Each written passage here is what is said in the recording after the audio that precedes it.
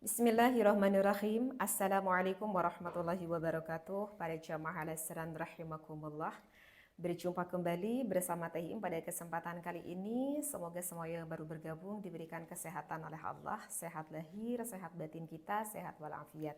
Semoga segala situasi kondisi apapun kita selalu penuh dengan rahmat, maghfirah dan juga inayahnya Allah. Amin ya Allah ya rabbal alamin.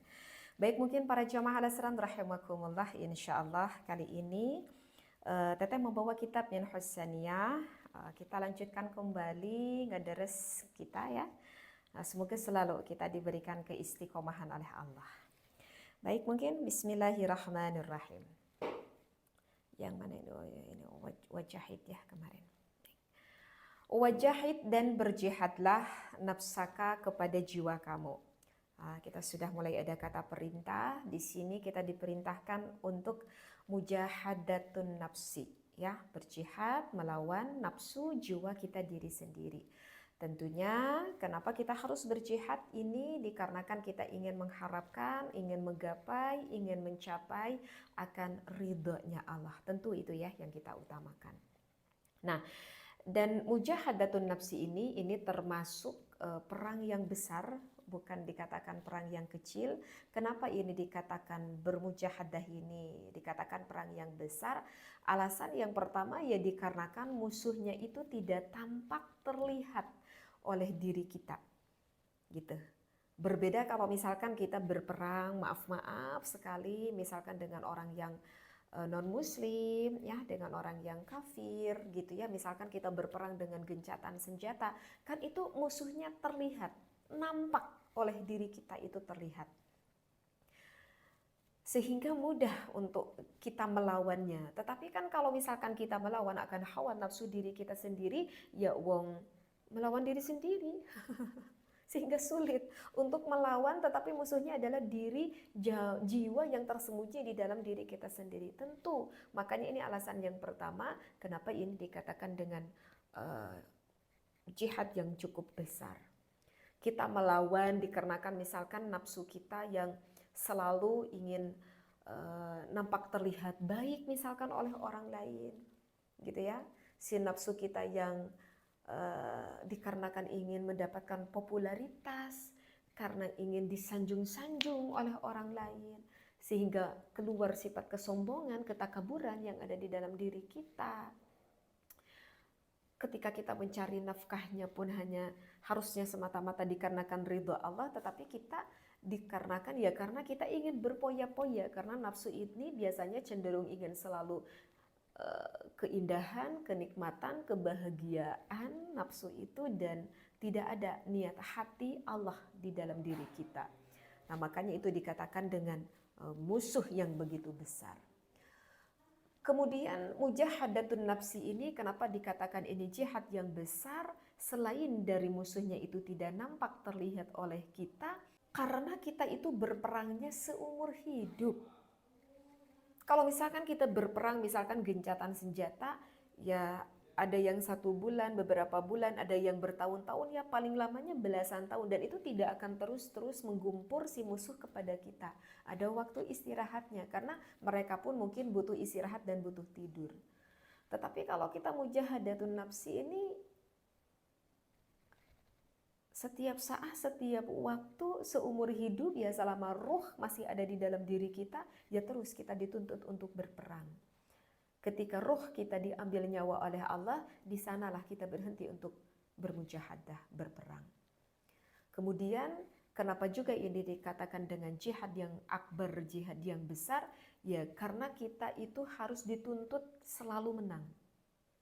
Kalau misalkan kita berperang dengan melawan gencatan senjata, mau kita menang, mau kita kalah, tetap kita posisi diuntungkan kalau kita yang beragama muslim.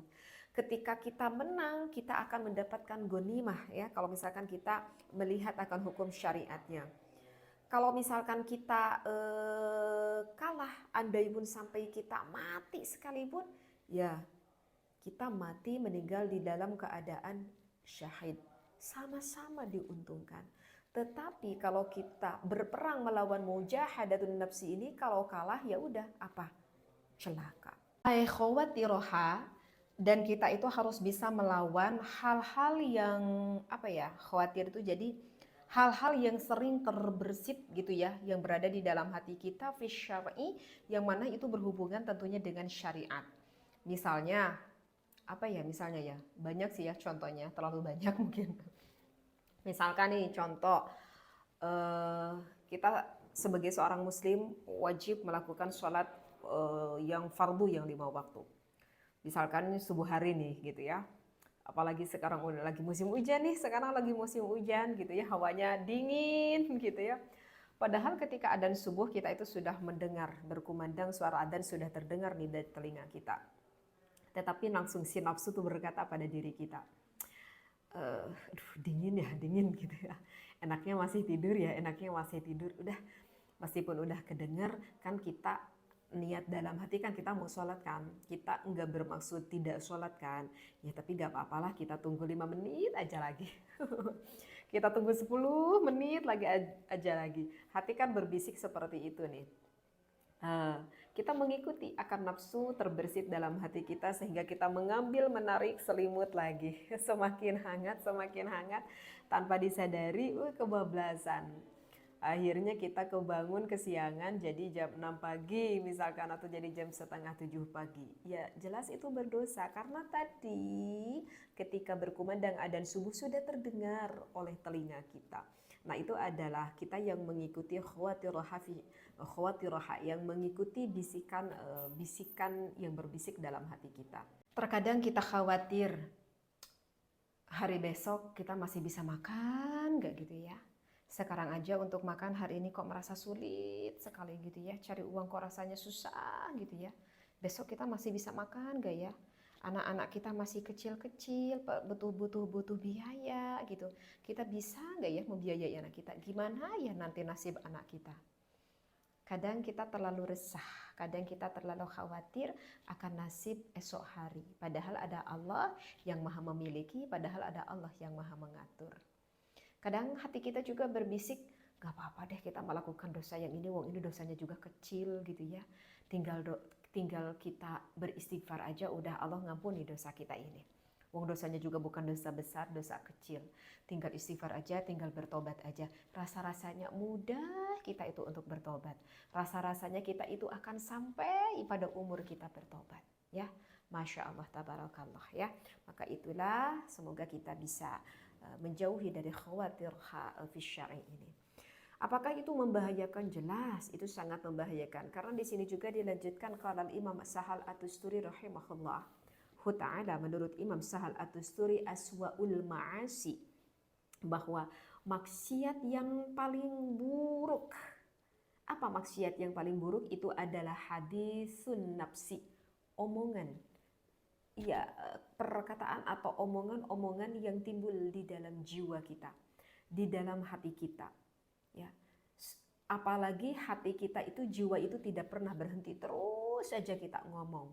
Ya, bibir itu ada capeknya, ada lelahnya, ada berhentinya kita berbicara.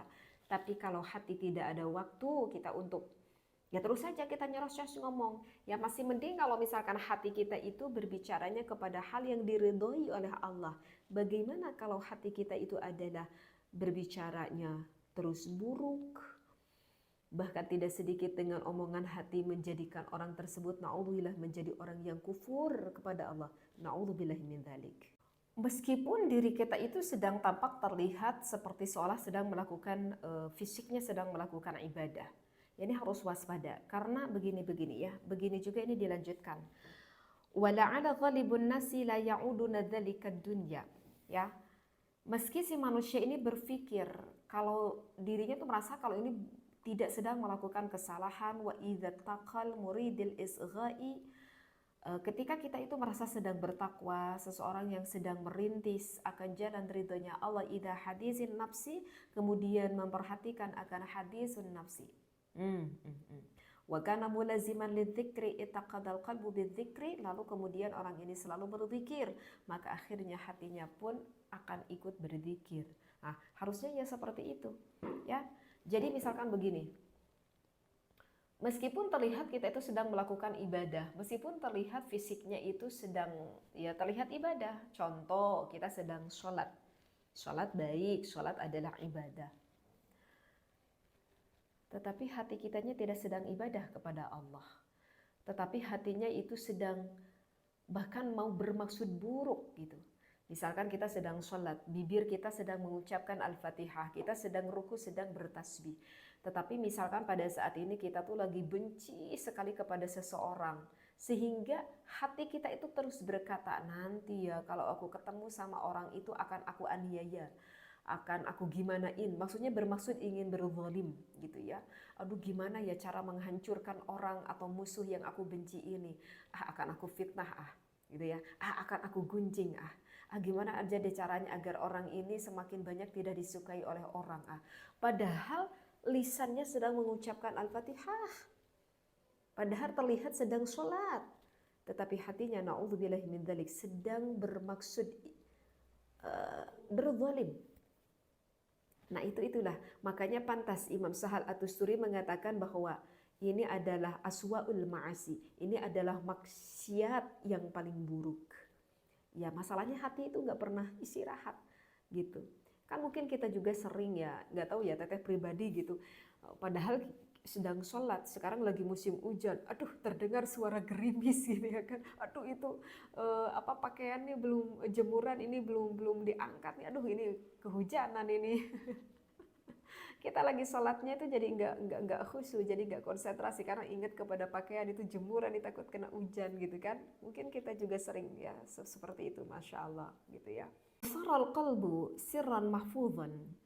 Hati akan memiliki rahasia yang terjaga dan itu akan memancarkan cahaya. Wahunaka ya'budu anhu syaitana kullal abdi, maka setan akan menjauhi sejauh-jauhnya jika hati kita sudah ikut akan berzikir.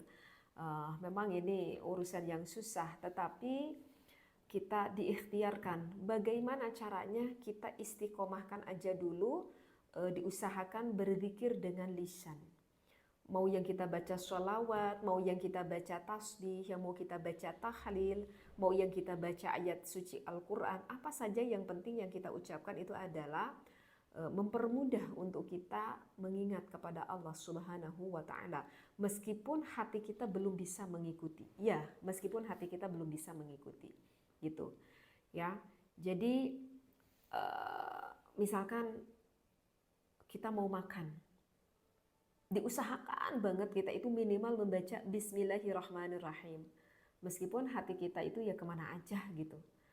Ketika kita sudah beres makan, Alhamdulillahirrabbilalamin. Kan ini sangat membantu kita untuk bagaimana caranya kita terus mengingat kepada Allah gitu. Ya kan? Maka nanti kita sedikit-sedikit belajar karena lisan kita sudah terbiasa dengan ucapan-ucapan atau lantunan-lantunan zikir untuk mengingat Allah. Seperti itu. Maka nanti sedikit-sedikit kita berusaha untuk masuk zikir itu ke dalam hati kita. Ketika kita membaca mau makan bismikallah, bismika, Allahumma barik lana fima razaqtana wa qina adzabannar. Misalkan hati kita berkata, ya Allah, alhamdulillah, semoga kesehatan, ini sababiah makanan menjadikan kesehatan, kekuatan untuk bekal ibadah aku kepadamu ya Allah. Misalkan gitu ya. Lisan kita berkata alhamdulillahirabbil alamin gitu ya, kita udah beres makan gitu ya, at'amana wa saqana wa ja'alana minal muslimin. Hati kita berkata alhamdulillah ya Allah, ini nikmat yang Engkau berikan pada aku, makanan ini begitu nikmat sekali, semoga aku menjadi orang yang lebih bersyukur padamu ya Allah. Semoga kenikmatan ini bukan hanya di dunia yang aku dapat, di akhirat juga nanti aku dapatkan bahkan lebih nikmat dari ini ya Allah. Nah gitu, yang kita harapkan adalah seperti itu. Nah itu memang sulit, tetapi setidaknya kita latih dulu lisannya untuk terus berzikir agar hati kita itu nanti mengikuti seperti itu. Ya kenapa ya? Karena memang barusan juga kan dikatakan kalau kita sudah bisa berikhtiar dengan lisan, kemudian sedikit-sedikit kita masuk ke dalam hati, nah hadisun nafsi ini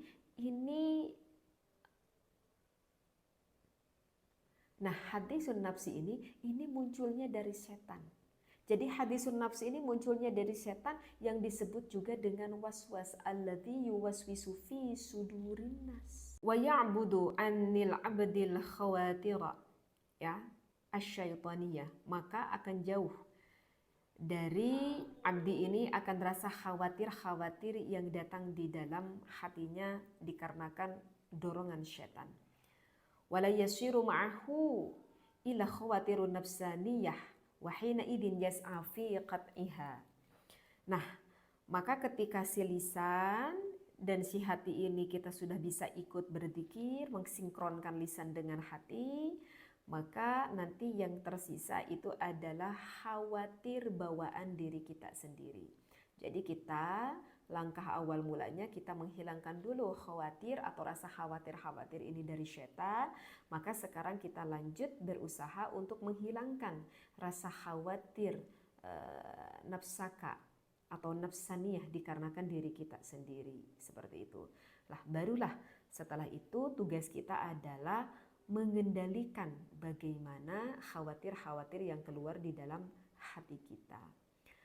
Ya, wa itqaniha bimizanil ilmi. Nah, maka untuk bagaimana nih caranya untuk mengarahkan rasa khawatir yang ada di dalam hati kita, yaitu adalah caranya dengan mengarahkan atau mendidik dengan ilmu.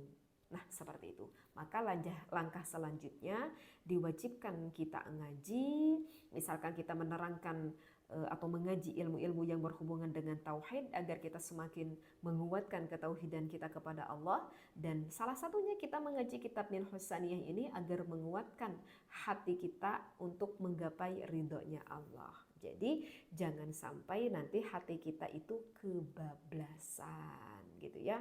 Misalkan hati kita sudah berbicara baik, hati kita sudah mendorong kepada kita untuk melakukan kebaikan. Kata hati kita, udah terdengar adzan nih, yuk kita sholat yuk gitu ya. Hati kita udah mendorong kepada kita untuk melakukan kebaikan. Akhirnya kita melakukan sholat. Nah jangan sampai kita kebablasan. Kebablasannya bagaimana? Kebablasan itu adalah ketika kita sedang sholat, asik kita sholatnya sampai berpuluh-puluh rakaat gitu ya. Tapi kita lupa, padahal kan saat ini harusnya kita udah berangkat kerja untuk mencari nafkah kepada anak keluarga kita. Kita merasa memandang akan ini ibadah gitu ya. Tetapi kita tidak lupa ada kewajiban yang lebih utama yaitu mencari nafkah, sedangkan kita berfokus kepada sesuatu hal yang sunnah misalkan. Nah itu jangan sampai nantinya kita itu kebablasan seperti itu ya.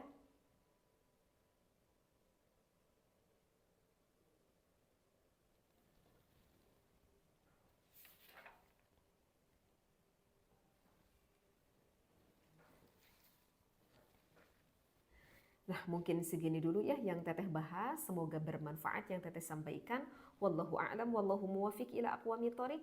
Wassalamualaikum warahmatullahi wabarakatuh.